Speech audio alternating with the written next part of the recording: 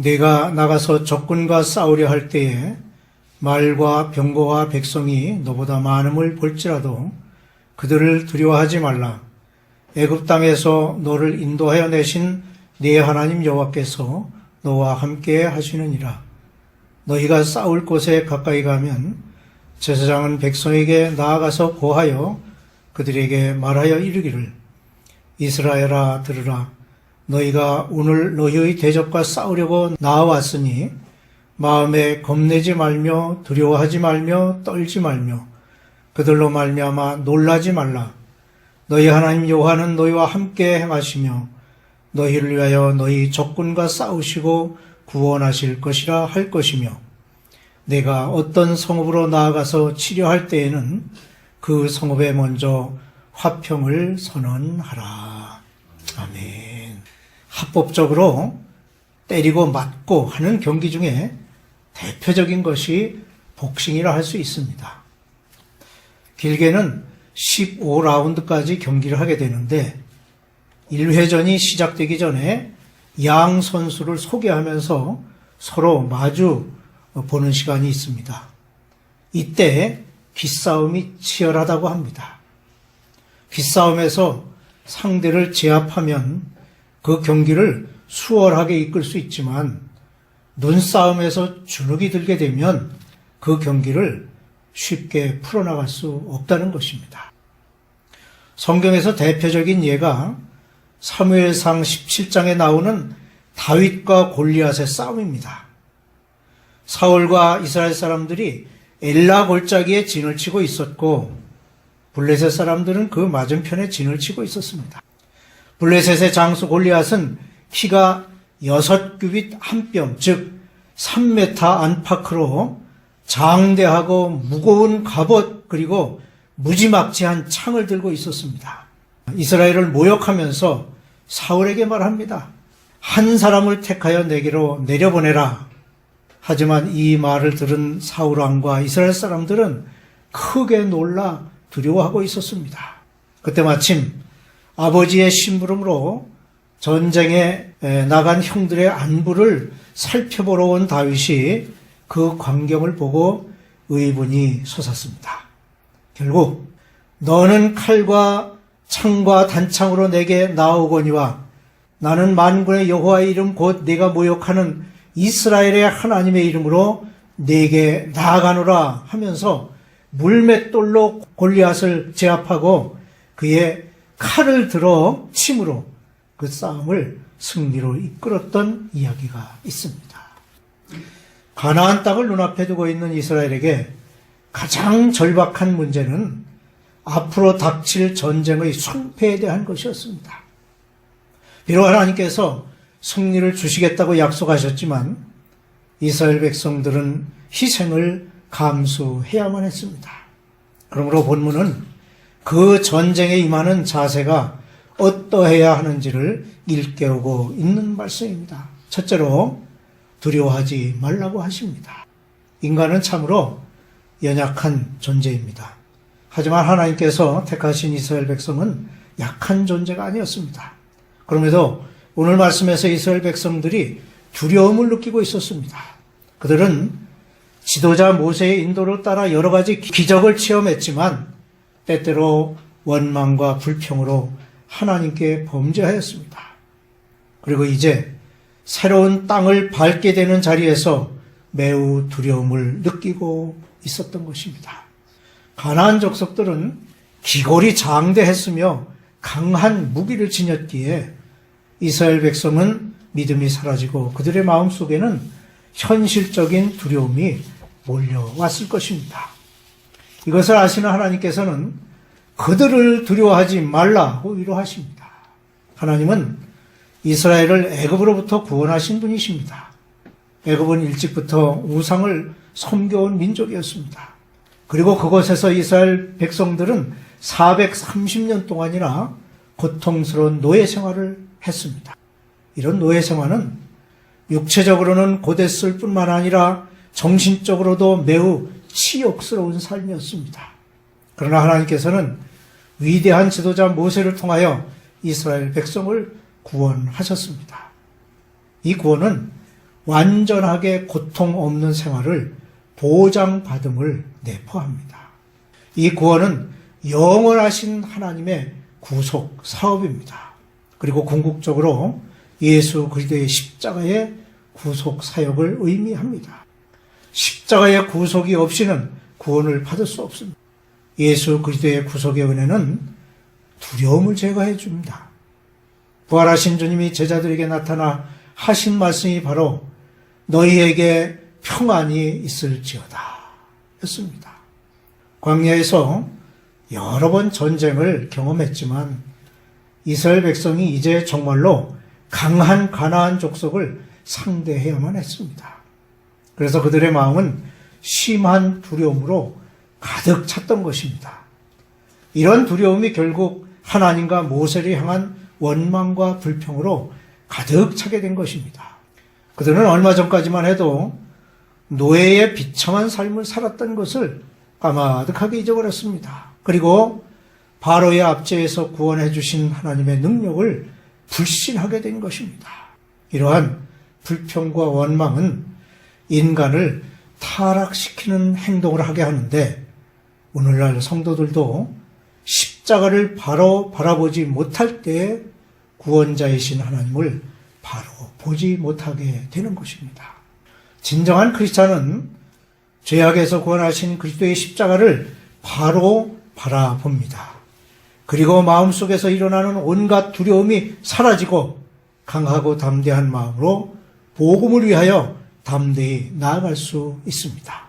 마찬가지로 이스라엘 백성들도 애굽에서 구원하신 하나님만 바라본다면 가나안 사람들을 두려워할 필요가 없습니다. 하나님은 절대적인 능력을 가지신 분이십니다.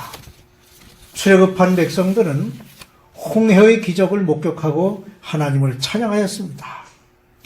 이 체험은 구원받은 체험이며 광명의 세계로 인도하는 체험이었습니다. 그러므로 하나님께서는 반복적으로 그들을 두려워하지 말라고 명하십니다. 그리고 이런 기적은 구약 시대에만 있는 것이 아니라 오늘날에도 여전히 존재하며 초자연적인 하나님의 역사가 성도들의 모든 두려움을 사라지게 합니다. 하나님은 전신갑주를 입혀주시는 분이십니다. 전쟁터에서는 적을 물리치기 위해서 무기가 필요합니다. 만약 무기를 소지하지 않는다면 그 군대는 싸움에서 이길 수 없게 될 것입니다. 이스라엘 백성은 제대로 된 무기를 갖출 수 없었습니다. 이로 인해서 공포에 처하게 된 것입니다. 하지만 하나님께서는 전신갑주와 같이 그들을 보호해 주셨고 그들로 하여금 승리케 하셨습니다. 오늘도 하나님께서는 자기를 의지하는 자들에게 전신갑주를 입혀 주십니다. 그러므로 하나님의 백성이 승리할 수 있는 요소는 세상 사람들의 창이나 칼, 많은 군대를 가지는 것이 아니라 만군의 여호와 하나님을 의지하는 것입니다. 다윗은 갑옷도 입지 않고 칼이나 창도 갖지 않았으며 체구도 작았지만 장대한 골리앗을 무너뜨렸습니다. 그러므로 하나님의 도우심을 믿고 두려워하지 말고 담대히 싸워야 할 것입니다. 둘째로 화평을 선언하라고 하십니다. 화평을 선언하라는 것은 평화적으로 항복하라는 뜻입니다. 만일 그들이 화평을 원하여 성문을 열게 되면 그 주민 모두는 죽음을 면하게 될 것입니다. 대신 그들은 이스라엘을 섬기는 자리에 있게 되며 이것은 불필요한 피를 흘리는 전쟁을 막기 위한 것이었습니다. 그런데 이러한 평화적인 전쟁은 가나안 본토 이외에 멀리 떨어져 있는 족속들과의 전쟁에만 국한된 것이었습니다. 무슨 말이냐?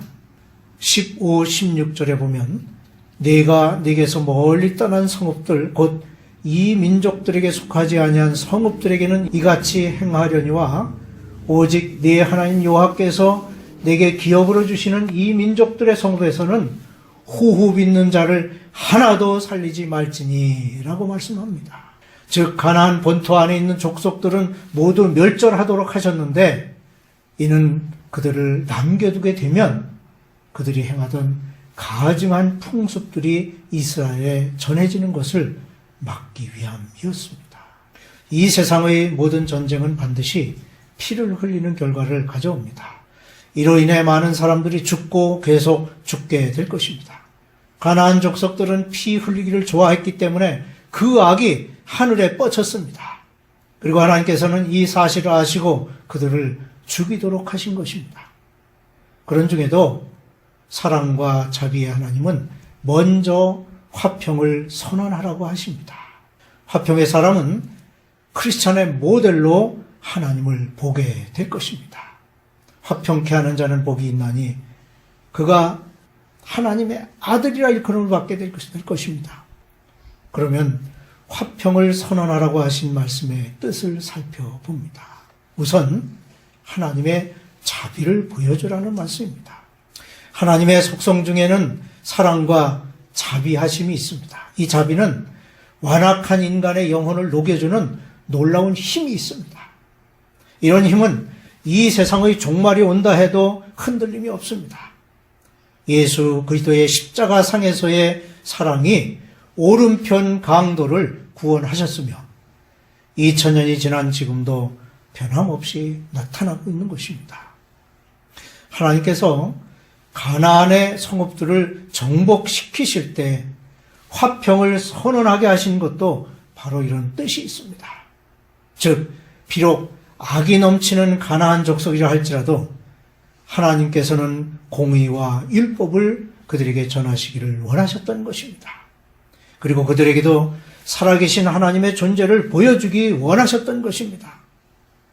평화를 조성하셨고 평화 자체이신 하나님께서는 자신을 이방 세계에도 알리시기 원하셨습니다. 평화는 영원한 하나님의 주제입니다. 이 평화를 위해서 하나님께서는 당신의 독생자를 세상에 보내주셨고 예수님께서는 그의 제자들과 우리를 이 세상의 평화의 사도로 보내셨습니다. 그러므로 이제 우리는 평화를 선언해야 합니다. 복음이 전파되고 예수 그리스도의 십자가가 선포되는 그곳에 또한 평화가 공포되어야 하는 것입니다. 다음으로 화평을 선언하는 것은 생명과 같은 피를 흘리지 말라는 말씀입니다. 히브리어의 피는 붓다라고 하는 뜻의 아담이라는 말에서 파생된 말입니다. 흙으로 빚어진 인간은 하나님의 생기로 생명을 얻었습니다. 따라서 이 피는 붉고 하나님의 생기가 넘치는 것으로 하나님께서는 생명 자체인 피 흘림을 원치 않으십니다. 그래서 성읍 앞에서 화평을 선언하라고 하신 것입니다. 죄악과 살인의 공포가 가득한 이 땅에서 우리는 악으로 악을 갚는 것이 아니라 선으로 악을 갚는 삶을 살아야 합니다. 용서가 있고 자비가 있는 그곳에 평화가 있게 됩니다. 이웃에게 긍휼을 베푸는 그곳에서 우리는 평화를 느끼게 될 것입니다. 또 하나는 인내를 표현하는 말씀입니다. 바울은 로마서 5장에서 인내는 연단은 소망을 이루는 줄 알미로다라고 했습니다. 이 말씀은 소망을 이루는 인내에 대하여 우리에게 가르치는 말씀입니다. 예수님께서는 십자가를 지시기까지 수많은 사건들을 인내하며 견뎌내셨습니다. 그리고 최후에는 십자가상에서 인내로서 원수들을 용서하셨습니다.